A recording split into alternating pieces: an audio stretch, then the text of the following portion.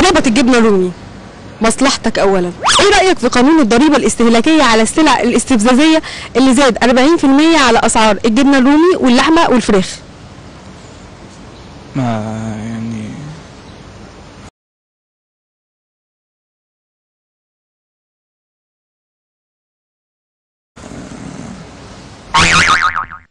هو المبلغ كبير قوي. 40% ده يعني تقريبا اقل من نص. اصل المبلغ نفسه 40% لما تزيد ده مبلغ كبير. ايوه، ما هو دول هم اغنياء بياكلوا جبنه رومي وفراخ ولحمه، لكن دول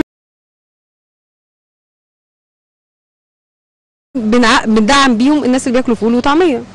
لا بس يعني اصل هي لو هتروح للناس الفقراء فعلا مع الناس الفقراء هم حقهم ياكلوا وانا حقي اكل برضه. بالنسبه للجبنه ريكفور تحب يفرضوا عليها ضريبه ولا لا؟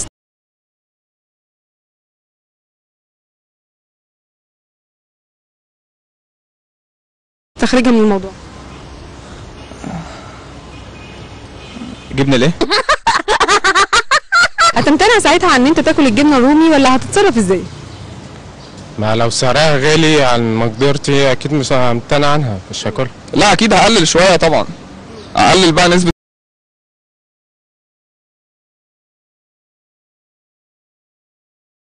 كده مظبوط. هتاكلهم كام مره في الشهر؟ بزياده 40%، يعني انت احسب كده شايف الرجل الموضوع هيبقى عامل ازاي وقول لي. طب ما الزياده 40% يبقى انا كده هاكلها بنص العدد المرات اللي انا كنت باكلها. يعني لو كنت بجيب نص اجيب تلت بعد كده بقى، عشان مش هينفع كده. لا يعني مش غني قوي ولا فقير قوي، بس عادي يعني ما اكلتش جبنه رومي النهارده اكل بكره. رساله توجهها للمسؤولين تقول لهم فيها اذا كنت حابب الفكره او يعني. لا انا مش حابب فكره بصراحه. ده يعني بصراحه ما يعني مرتبات قليله ويزودوا الضرايب يعني هي الفكره ناتجه عن التعليم، هو مش يعني مفيش تعليم. هو من سعد عبد الناصر ما عمل مجانيه التعليم والدنيا الدنيا باظت. مين بيقول ايه؟ انا تهت منك اصلا. انا مش حضرتك بتسالي ايه طيب؟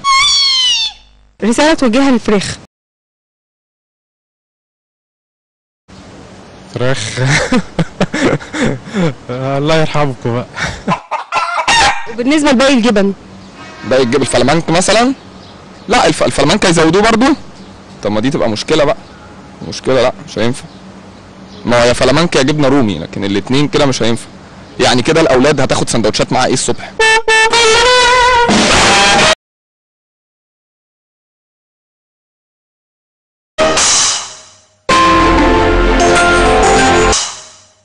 كلنا بنعاني من مشكله الانفلات الامني اللي حاصل اليومين دول. عشان كده في فكره طلعت ان احنا نعمل في كل حي اسم شرطه قطاع خاص زي التجمع الخامس كده. عملوا اول اسم شرطه قطاع خاص بيخدم سكان المنطقه وبيرأسوا امين شرطه سابق ومجموعه من ضباط الامن بتوع العمارات. ايه رايك في الفكره الجميله دي؟ فكره كويسه طبعا، فكره كويسه عشان كل حتى يبقى ماشي في امان زي ما كنا ماشيين الاول في امان. هي فكره يحصل كده مثلا مكان كبير وما تعرفيش تعملي كنترول على اي مكان في المنطقه دي. في العشوائيات حضرتك لا مفيش الكلام اللي بتقوليه ده.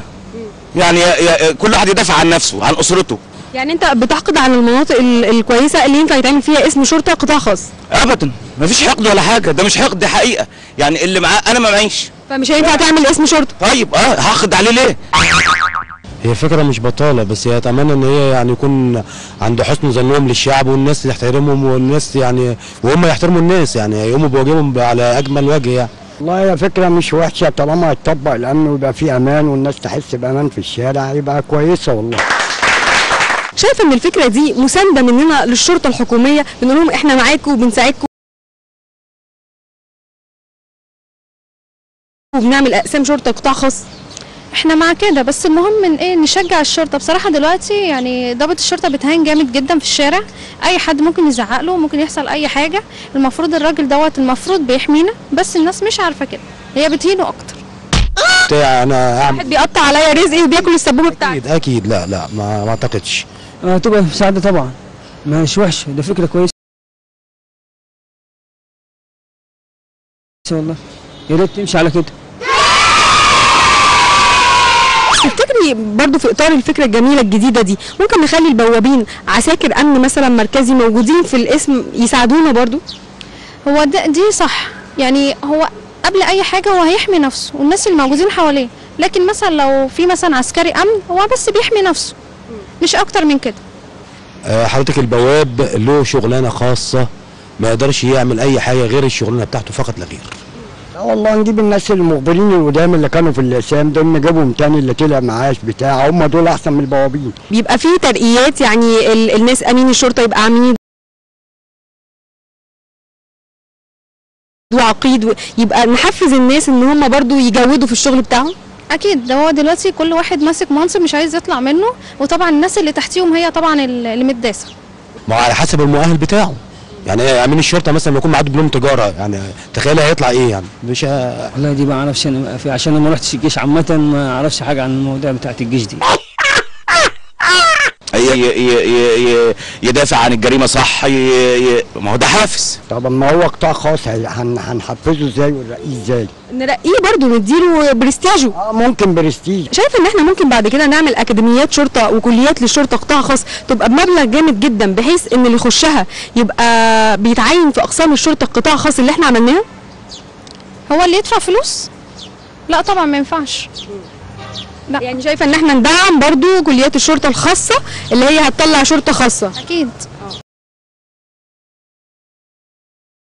عشان مش كل حاجه بتبقى بالفلوس. طبعا صح، ما هي دي برضه فكره كويسه.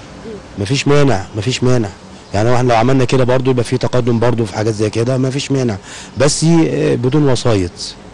ما دي هتبقى بمصاريف، ما لهمش بقى دعوه.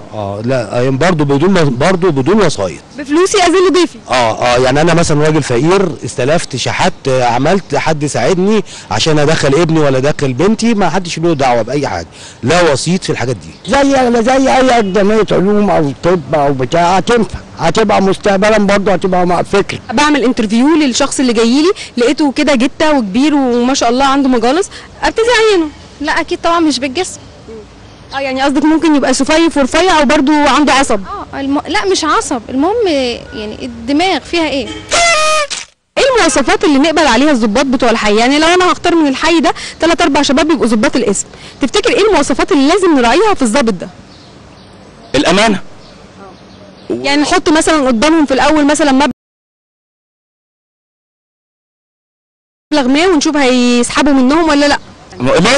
لازم هيبقى في اختبارات، وفي ان احنا نقدر يبقى معروف حتى مسبقا ان ده ابن الحي مثلا. يكون انسان طبيعي عادي، يعني طوله حتى 170 متر، ما يلفت الانظار. انا مش عايز الناس تبقى ماشيه تمشي عادي في امان، ما يلفتوش الانظار. ده بودي جارد، ده امين شرطه، ده مش عارف ايه، يخوفوا الناس عشان ينفعوا ان هم يخشوا في وسط الناس ويتدحلبوا ومحدش يعرف. طبعا حضرتك. لا نختار انه راجل بيفهم وراجل عنده عقل وراجل يعرف يتعامل مع المواطن ويكون عنده حس امني كويس بس. اما مع عضلات وبتاع يبقى نجيب بودوجاردات. حضرتك بترحبي بفكره ان احنا نعمل قسم شرطه قطاع خاص، وبتشكري المسؤولين على الموضوع ده، ممكن توجهي رساله للمسؤولين تشكريهم على ان احنا نعمل قسم شرطه قطاع خاص؟ اكيد، يعني هم لو هيطبقوا فعلا المشروع دوت صح، طبعا انا معاهم. ينفع تروحي تقدمي هناك تبقي ظابطه؟ ليه لا؟ بس اكيد طبعا اكيد هيتوفر امان لاي بنت، وممكن ليه لا؟ ممكن في اي اسم عادي. لا، هي من حق البنت ان هي تمسك اي حاجه، اي منصب، اي حاجه دلوقتي من حقها.